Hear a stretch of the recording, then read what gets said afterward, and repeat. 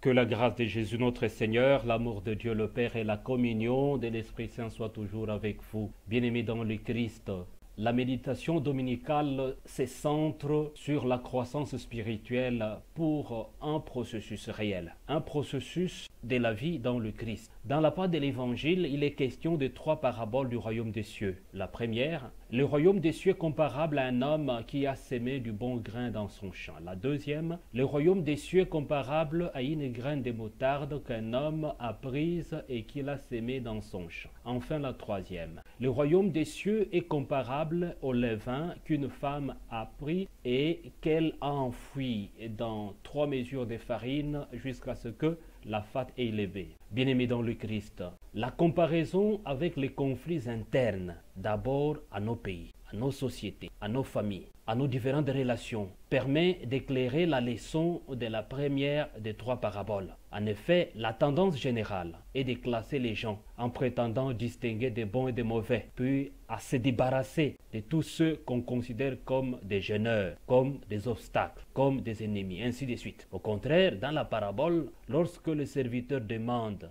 au maître, veux-tu que nous allions enlever l'ivraie qui nous gêne? Le maître s'y oppose. Le maître dit non, car il ne fait pas de discrimination. Dieu, notre Père, ne fait pas de discrimination. Il ne chasse personne.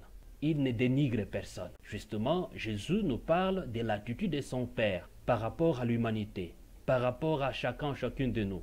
En d'autres termes, Dieu est patient. Dieu est amour.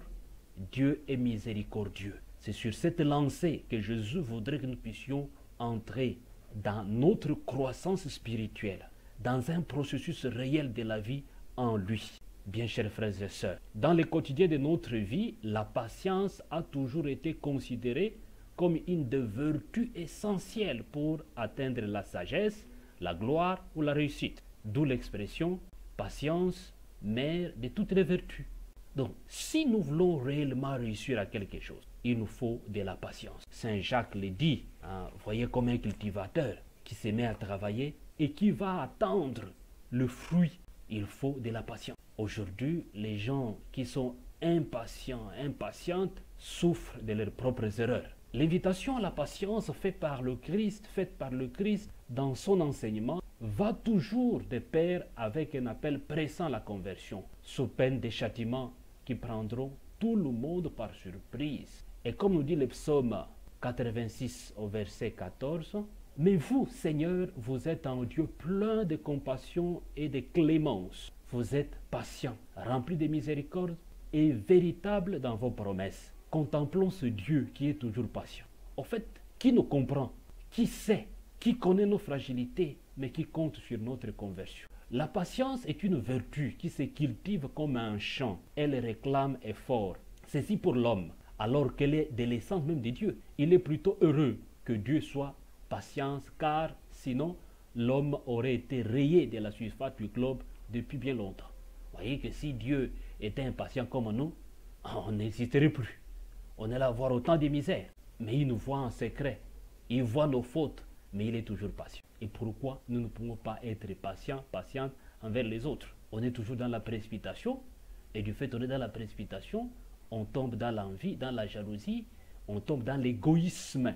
On est incapable d'être patient ou patiente. Bien-aimés dans le Christ, cette époque qui est la nôtre, il est courant de se laisser décourager par les moindres obstacles, de baisser les bras, de perdre l'espérance. Nous n'avons plus l'habitude de résister aux agressions extérieures et même intérieures à cause de la mollesse de notre environnement, voire même de l'éducation que nous avons reçue. Notre enthousiasme est constamment malmené et s'éteint, confronté aux difficultés. C'est comme ça que des gens peuvent avoir des expressions. Le monde ne va pas changer, ce pays ne changera pas, cette famille ne va pas changer, ce groupe ne changera pas, cette congrégation, ainsi de suite. En fait, c'est la mollesse. Au fait, on est dans le découragement, on est incapable d'être courageux.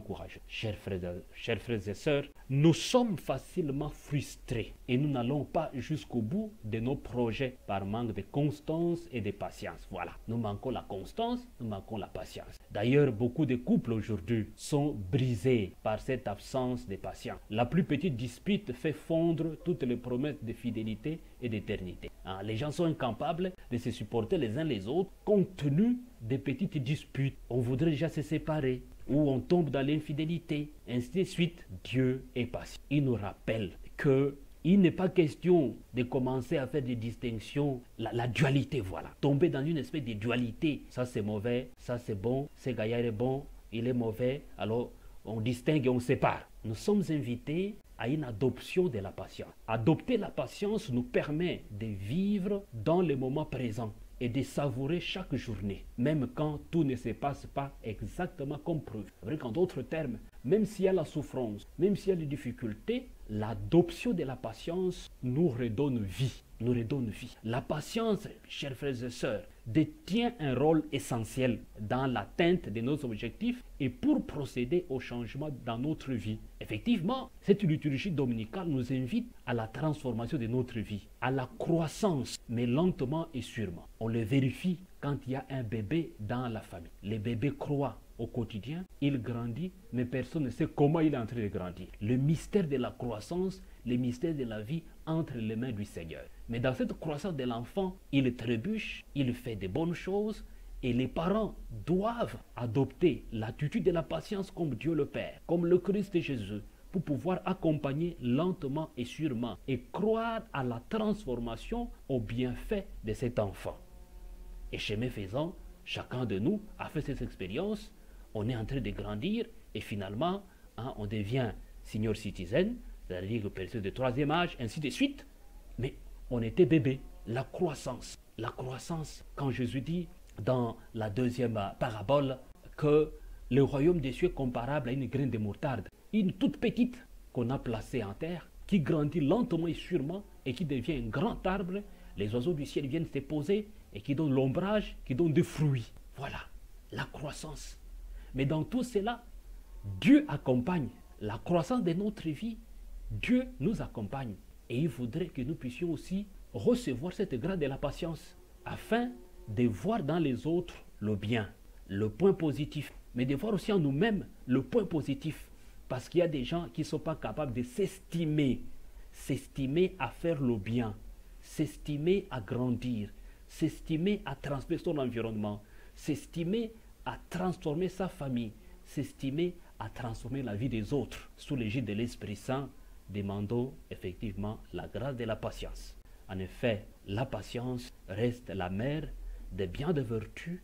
Elle nous aide réellement à goûter aux délices de Dieu, à goûter à la détermination de Dieu lui-même qui nous appelle, qui voudrait que nous puissions réellement nous transformer dans la patience afin d'être miséricordieux, généreux les uns envers les autres. Recevez la bénédiction du Seigneur, au nom du Père et du Fils et du Saint-Esprit. Amen.